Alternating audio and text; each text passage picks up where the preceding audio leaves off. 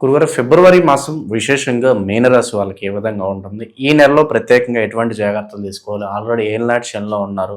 So దీనికి తోడు పంచగ్రహ కూటమి మరి వీళ్ళకి ఏదన్నా మేలు చేకూరుతుందా? లేదంటే ఏదన్నా ఎలాంటి ఫలితాలు ఉండబోతున్నాయి? మీనరాశి వారు ఫిబ్రవరిలో ఒకటే విషయంలో బాగా జాగ్రత్తగా ఉండాలి, అది డబ్బు విషయం. అన్ని రాశుల వారు జాగ్రత్తగా ఉండాలి, కానీ ఎక్కువగా మీనరాశి వారు మోసపోయేటువంటి అవకాశాలు ఉంటాయి. ఈ యొక్క ఫిబ్రవరిలో బ్యాంకు మోసాలు కానీ, లేకపోతే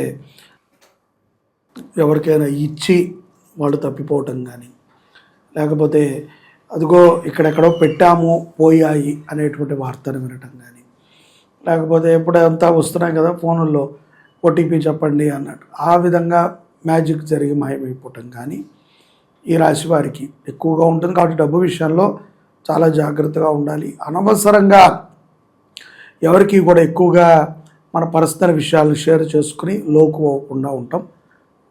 ఈ రెండిట్లో కొంచెం వీళ్ళు జాగ్రత్తగా ఉండటం మంచిది. ఉద్యోగస్తులకి యథావిధిగానే ఉంటుంది. ఒత్తిడితో కూడుకున్నటువంటి ఉద్యోగాన్నే వీళ్ళు గత సంవత్సరం నుంచి చేస్తున్నారు, ఇప్పుడు కూడా అలాగే ఉంటుంది.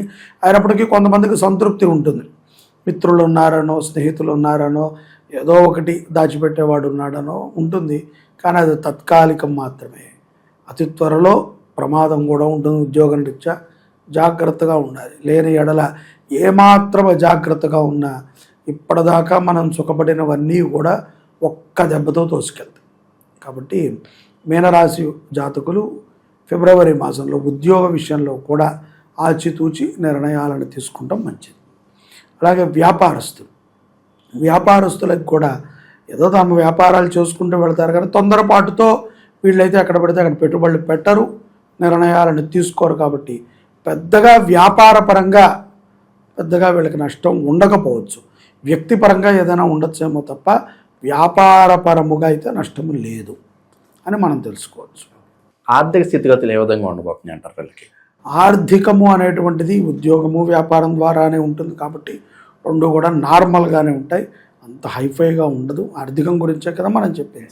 మోసపోకూడదు, జాగ్రత్తగా ఉండాలి.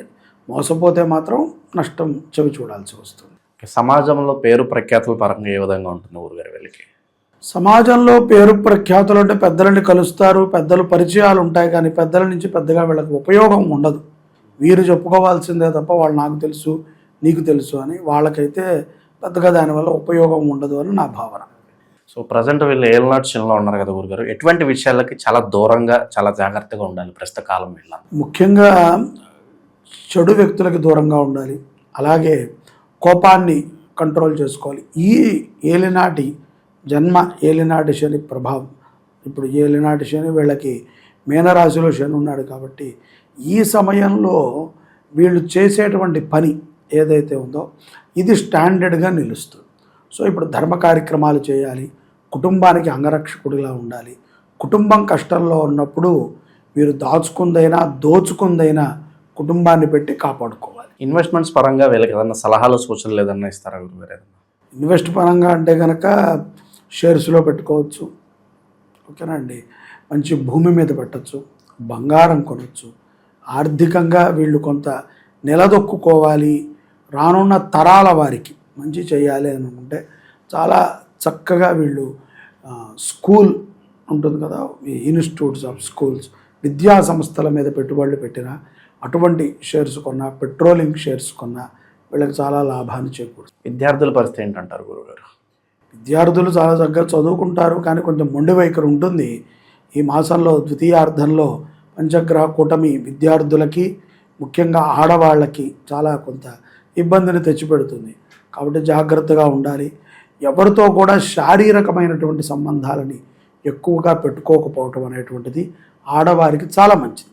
తద్వారా అనేక రోగాలకు కానీ లేదా మానసిక క్షోభకి కానీ గురవుతారు. వాళ్ళ రేపట్లో పిల్లలకి మనం చెప్తున్నాం, కానీ వాళ్ళు వినే ఆలోచనలు లేరు.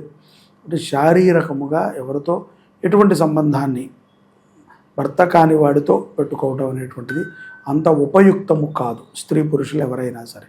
తద్వారా కొంత అనారోగ్య సమస్యలు రావటం, అవి మనిషిని కృంచివేయటము, దిగజారుడు ఆలోచనలు రావటం జరుగుతూ ఉంటాయి.